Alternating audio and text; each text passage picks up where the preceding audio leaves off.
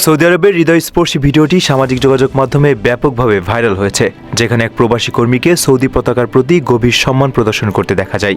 আসসালামু আলাইকুম রহমতুল্লাহ।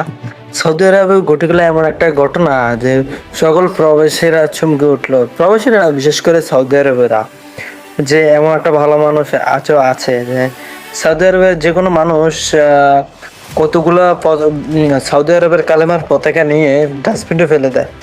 তারপর এক সৌদি আরব প্রবাসী গিয়ে ডাস্টবিন থেকে এগুলো উঠায় এবং চুমু খায় পতাকাগুলোকে। আপনার বিস্তারিত ভিডিওতে দেখতে পাচ্ছেন যে লোকটা নামাজ পড়তে যাচ্ছিল, যত সম্ভব আমার সংবাদপত্রে জানা পড়েছি, যেটা সংবাদপত্রে দেখা ছিল যে উনি জোহরের নামাজ পড়তে যাচ্ছিল, মাঝখানে ডাস্টবিনে কিছু একটা উনি ফেলতে চাইছিল।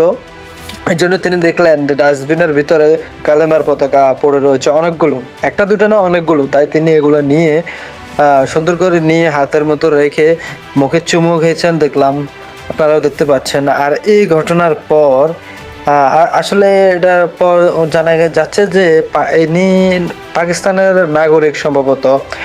আর এটা নিয়ে এখন তোলপাড় যে সৌদি আরবের মানুষ কেন এই কালিমার পতাকাগুলো ডাস্টবিনে ফেলায়, আর অন্য দেশের মানুষ এটাকে ভালোবেসে মুখে চুমু দিয়ে এটাকে গ্রহণ করে কেন?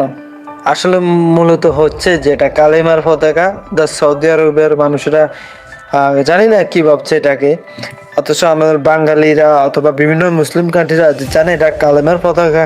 এটার বিশেষ গুণ বলতে কিছু না, এটা আমাদের ইমান। কালেমা হলো আমাদের কি ইমানের প্রথম অংশ।